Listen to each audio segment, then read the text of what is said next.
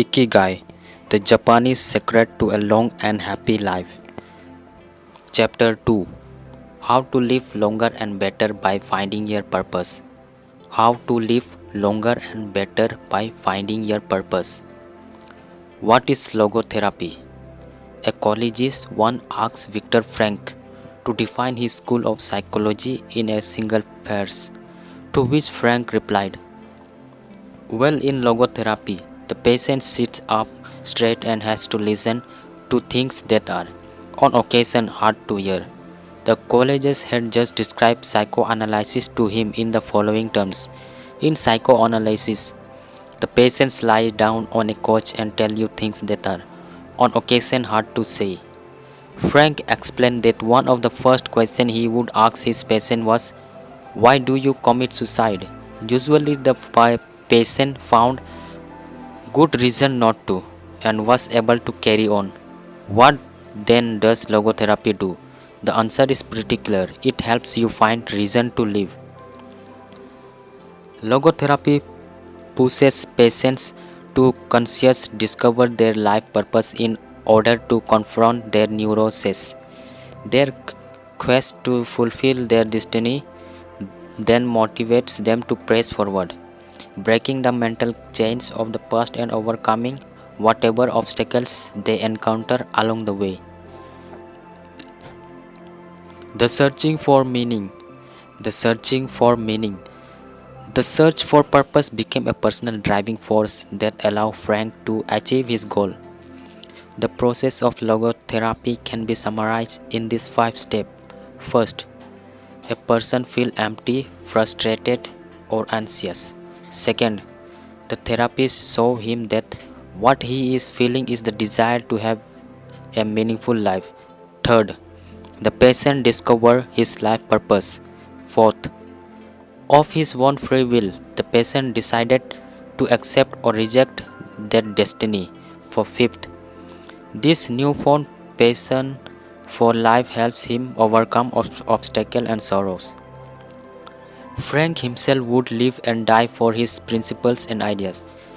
His experience as a prisoner at Auschwitz showed him that everything can be taken from a man but one thing, the last of the human freedom, to choose one's attitude in any given set of circumstances, to choose one's own way. It was something he had to go through alone, without any help, and it inspired him for the rest of his life. Fight for yourself. Fight for yourself. Existential frustration arises when our life is without purpose, or when what purpose is skewed. In Frank's view, however, there is no need to see this frustration as an anomaly or a symptom of neurosis. Instead, it can be a positive thing, a catalyst for change. Logotherapy does not see this frustration as mental illness, the way other forms of therapy do, but rather as spiritual anguish, a natural and beneficial phenomenon that drives those who suffer from it to seek a cure, whether on their own or with the help of others, and in so doing to find greater satisfaction in life. It helps them change their own destiny. Logotherapy enters the picture if the person needs help doing this, if he needs guidance in discovering his life purpose and later in overcoming conflicts so he can keep moving toward his objective. In Man Searching for Meaning, Frank cites one of Nietzsche's famous aphorism: he who was a why to live for can be a bear with almost any how. Based on his own experience, Frank believed that our health depends on that natural tension that comes from comparing what we have accomplished so far with what we like to achieve in the future. What we need then is not a peaceful existence, but a challenge we can strive to meet by applying all the skills at our disposal. Existential crisis, on the other hand, is typically of modern societies in which people do what they are told to do or what others do rather than what they want to do.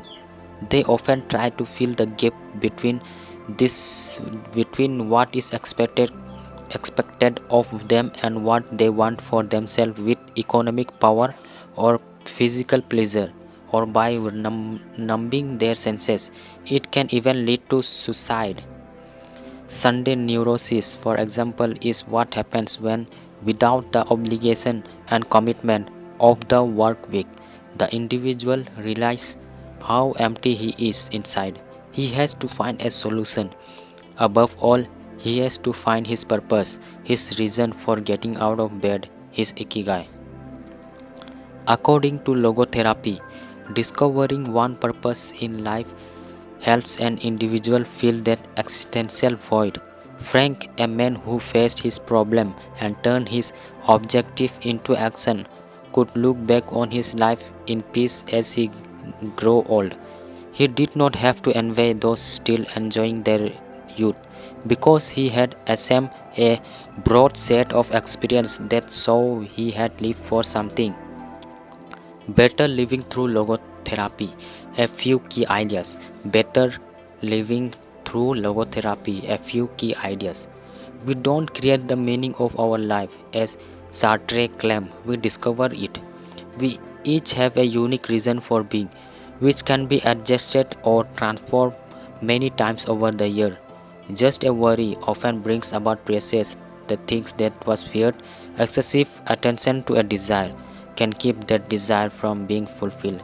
Humor can help break negative cycles and reduce anxiety. We all have the capacity to do noble or terrible things. The side of the equation we end up on depend on our decision, not on the condition in which we find ourselves.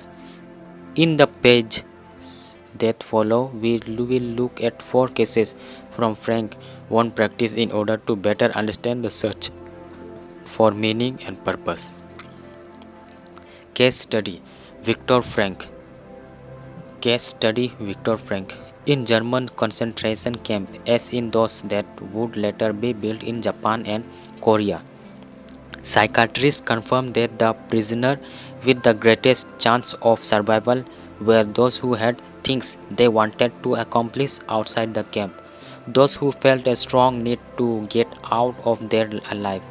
This was true of Frank, who, after being released and successfully developing the school of logotherapy, realized he had been the first patient of his own practice. Frank had a goal to achieve, and it made him persevere. He arrived at Auschwitz carrying a manuscript that contained all the theories and research he had compiled over the course of his career, ready for publication. When it was confiscated, he felt compelled to write it all over again, and that need drove him and gave him his life meaning amid the constant horror and doubt of the concentration camp. So much so that over the year, and especially when he fell ill with typhus, he would jot down fragments and keywords from the lost work on any scrap of paper he found. Case study: The American Diplomat. The American Diplomat. An important note: American diplomat went to Frank to pick up what he left off with a course of treatment he had started 5 years earlier in the United States. When Frank asked him why he had started therapy in the first place, the diplomat answered that he had his job and his country's international policies, which he had to follow and enforce. His American psychoanalyst, who had been saying for years, insisted he make peace with his father so that his government and his job, both representations of the paternal figure, would seem less disagreeable.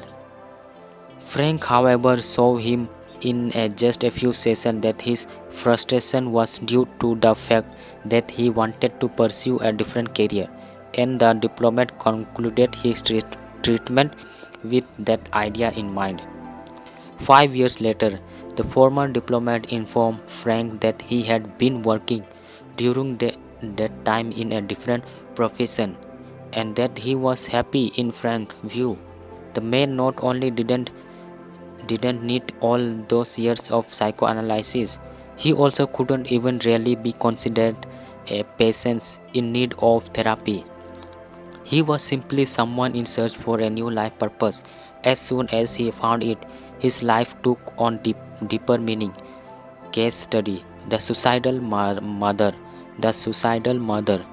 The mother of a boy who had died at age 11 was admitted to Frank Clinic after she tried to kill herself and her son.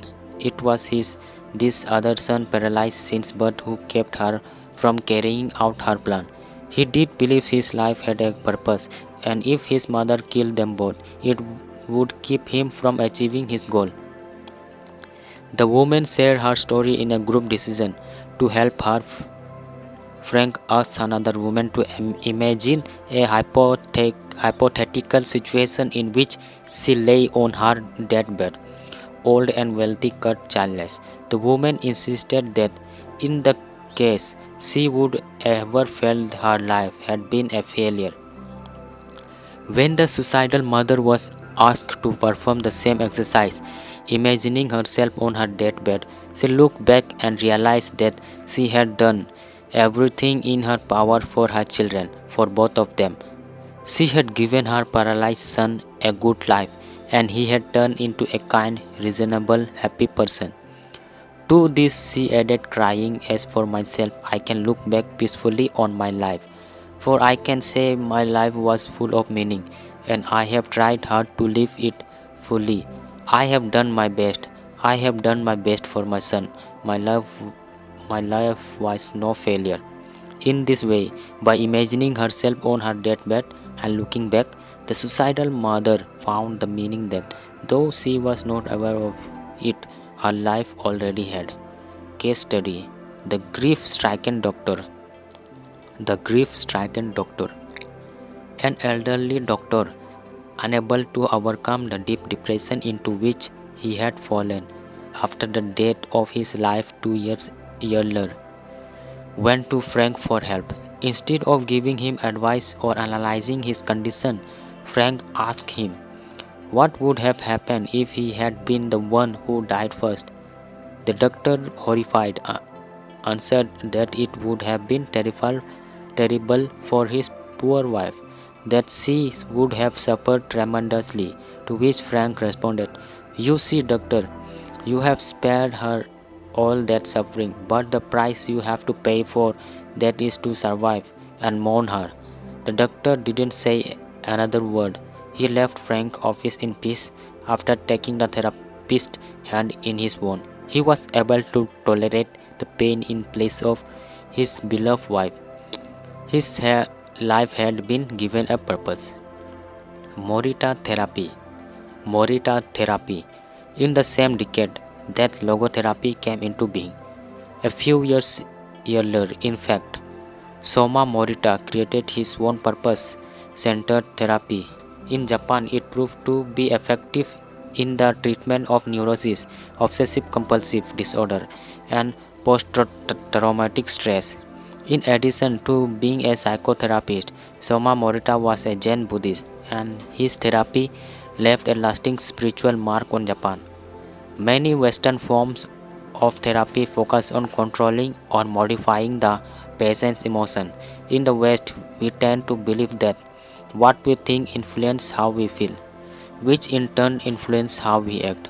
In contrast, Morita therapy focuses on teaching patients to accept their emotions without trying to control them, since their feeling will change as a result of their action. In addition to accepting the patient's emotion, Morita therapy seeks to create new emotions on the basis of action. According to Morita, these emotions are learned through experience and repetition. Morita therapy is not meant to eliminate symptoms. Instead, it teaches us to accept our desires, anxieties, fear, and worries and let them go. As Morita writes in this book, Morita therapy and the true nature of anxiety-based disorder. In feelings, it is a best to be wealthy and generous. Morita explained the idea of letting go of negative feelings with the following fable. A donkey that is tied to a post by a rope will keep walking around the post is an attempt to free itself, only to become more immobilized and attached to the post. The same thing applies to people with obsessive thinking who become more trapped in their own suffering when they try to escape from their fear and discomfort. The basis principle of Morita therapy. The basis principle of Morita therapy. First, accept your feelings. If we have obsessive thoughts, we should not try to control them or get rid of them. We, if we do, they become more intense. Regarding human emotions, the Zen master would say, if we try to get rid of one wave with another, we end up with an infinite sea. We don't create our feelings; they simply come to us, and we have to accept them. The trick is welcoming them. Morita linked emotions to the weather. We can predict or control them. We can only observe them. To this point, he often quoted the Vietnamese monk Thich Nhat Hanh, who would say, "Hello, solitude, how are you today? Come, sit with me and I will care for you." Second, do what you should be doing. We shouldn't focus on eliminating symptoms because recovery will come on its own. We should focus instead of the present moment, and if we are suffering, on accepting that suffering. Above all, we should avoid intellectualizing the situation. The therapist's mission is to develop the patient's character so he or she can face any situation, and character is grounded in the things we do. Morita therapy does not offer its patients explanation, but rather allows them to learn from their actions and activities. It doesn't tell you how to meditate or how to keep a diary the Western therapists do. It is up to patients to make discoveries through experience. Third, discover your life purpose. We have control our emotions, but we can take charge of our action every day. This is why we should have a clear sense of our purpose and always keep Morita mantra in mind.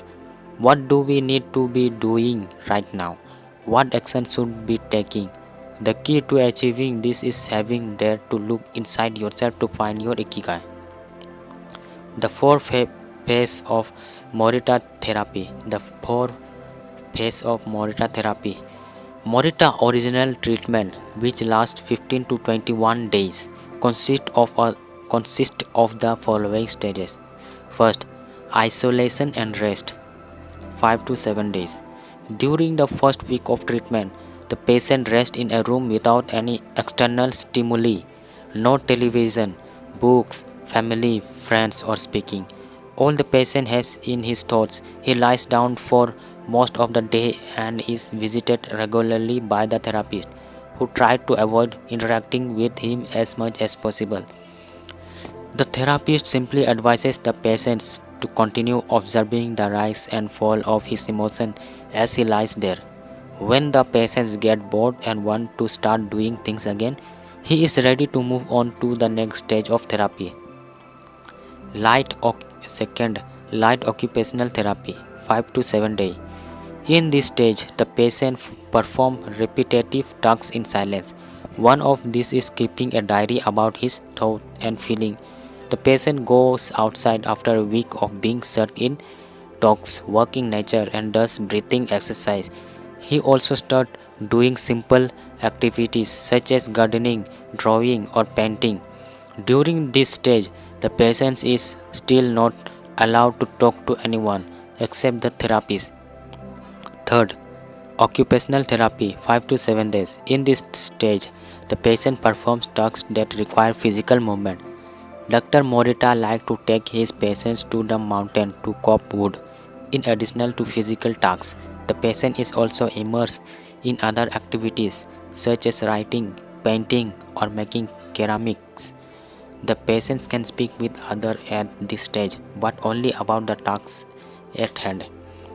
Fourth, the return to social life and the real world. The patient leaves the hospital and is reintroduced to social life but maintains the practice of meditation and occupational therapy developed during treatment.